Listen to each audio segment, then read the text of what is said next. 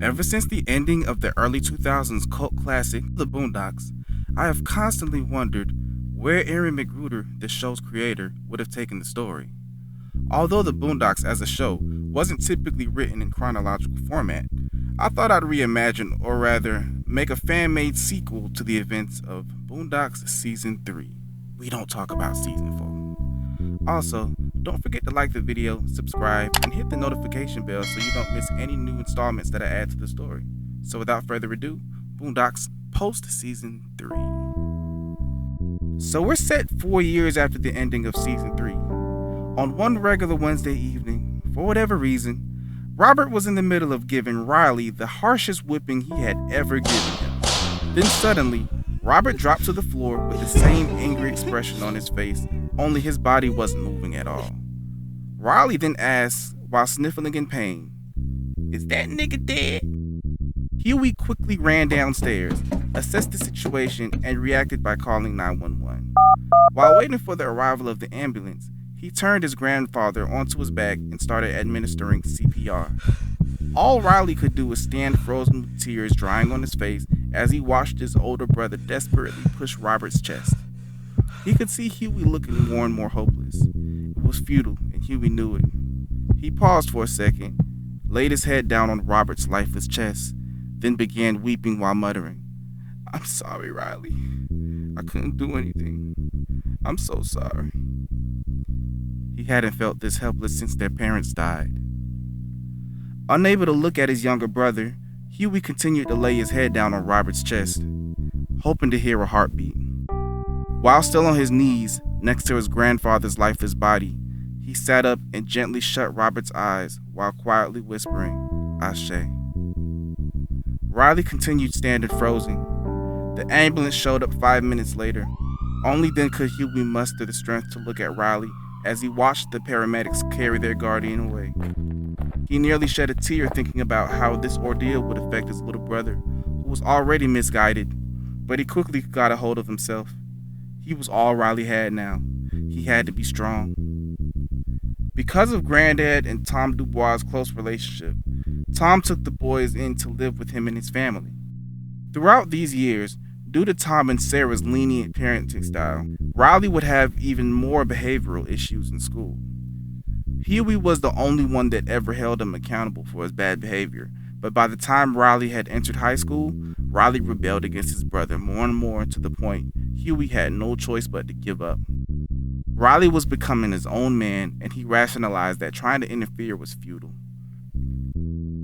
As always, Riley's mischievous behavior in school carried over to his attitude toward the law, while simultaneously, his own moral code was becoming more and more gray.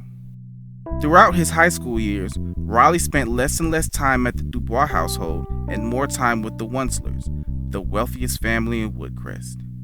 He was fed up with Tom and Sarah constantly judging him and Huey treating him like a child, so the Wensler household was a sort of safe haven where he could, without interference, regress into a life of crime, specifically with Ed Wensler III and his friend, Jen Rummy, who were two trigger-happy ex-soldiers that often committed violent crimes such as bank robberies, burglaries, kidnappings, etc. Tom would often come home from work to Huey reading a book on the couch and say, "Hey Huey, where's Riley?" To which Huey would respond with a blank expression, "I don't know, and at this point, I don't care." This was of course a lie, but Huey was tired of fighting his brother and felt powerless to change the situation. One late afternoon, Riley, Ed III, and Jen arrived at the Wensler residence after robbing the local bank with 3 trash bags full of cash. Ed remarked in celebration, "We really cleaned them niggas out this time," to which Jen confidently boasted, "And it was all thanks to my master plan." "Whatever, nigga," Ed replied while opening his bag to start counting the money. Riley sat quietly watching the 2 grown men bicker like children. He knew that the only reason they got away with doing all the crimes they do was because of who Ed's family was, and over the years, Riley had become resentful. Riley and his brother were from one of the worst neighborhoods in Southside Chicago. Both of their parents had died, and now their grandfather was also dead. He liked having like-minded thugs to hang around, but watching these 2 idiots commit all these crimes while having no consequences infuriated him. Why don't these dumb niggas just go to Harvard or something? Riley thought as he continued to watch them. Why they doing this dumb shit when they ain't even got to? The mansion was empty since Ed Wunsler Sr. was on a trip out of town somewhere, so Riley decided that it was his chance. It was now or never. The two men were busy arguing and not paying him any attention, so within 5 seconds, he moved his right hand to his back pocket as quickly as he could, pulled out his Glock, pointed it at Jen's head, and pulled the trigger. Jen fell to the floor immediately, and Ed stood there shocked while looking down at his friend, then turned to Riley and screamed, "Riley, what the fuck?" Before he had the chance to retaliate, Riley shot Ed directly in the chest, throwing his body to the door and then gradually sliding to the floor. Ed survived the shot due to his bulletproof vest, but his rib was broken, so he was in severe pain. Riley stepped over Ed's injured body while Ed frowned at him back, then looked to the side. "So this is how a nigga gotta go out, huh?" he said. He then looked at Riley, angry and impatient. "What the fuck you looking at?" Riley looked down at his longtime friend with a blank expression that resembled his older brother's. "You ain't even a nigga, Ed," he said as he looked at him coldly before pointing the Glock at his head and pulling the trigger. Riley had just committed premeditated murder, and he knew he'd get a significant amount of years in prison if he got caught. He'd more than likely get life, especially considering who it was that he killed. 2 rich white boys. He was frequently seen with both of them, so he knew he would be suspect number 1, but in his mind it was worth it. In exchange for becoming a cold-blooded murderer, he had at least $250,000 between the 3 bags of money they obtained from the robbery. He strategically suggested that instead of using Ed's car, they use the one that Tom bought for Huey and Jasmine, which Riley stole. He felt his phone vibrating, so he picked it up, saw that it was Huey calling him, and clicked decline. He then heard his phone ding. It was Huey texting him. "Bring the car back, Riley." He was sick of Huey treating him like a child. He had just made himself more money than Tom's yearly salary. Nobody could tell him anything. When Riley arrived at the Dubois residence, Huey was waiting for him at the door while Tom, Sarah, and Jasmine were upstairs. He punched Riley directly in the face, causing Riley to fall at the doorway and drop his bags. Huey sees the ridiculous amount of money and quickly evaluates that Riley and his dumbass friends robbed the local bank again. But he usually never came back with this much money. To be honest, it seemed like Ed and Jen always shortchanged him. Through deductive reasoning, Huey figured out the only way Riley could have gotten that much money.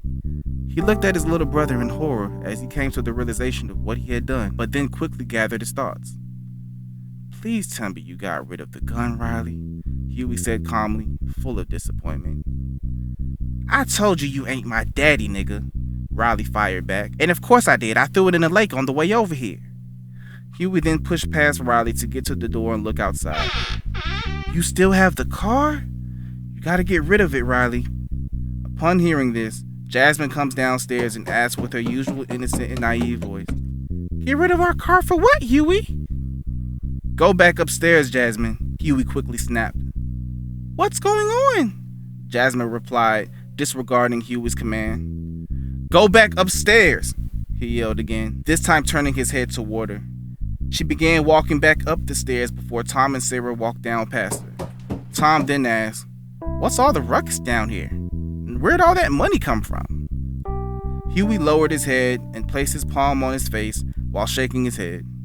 Meanwhile, Riley began to struggle picking up his bags to take to his room before blue lights started flashing brightly through the window. Everyone in the house started to panic. Jasmine starts crying due to the intensity. "I have a really bad feeling. What's going on?" Riley stood there frozen, just like he did when his grandfather died, and dropped the bags of money. Huey calmly accepted the situation and turned to his brother. "You're about to go down, Riley. Before this gets any worse, you need to go outside and turn yourself in."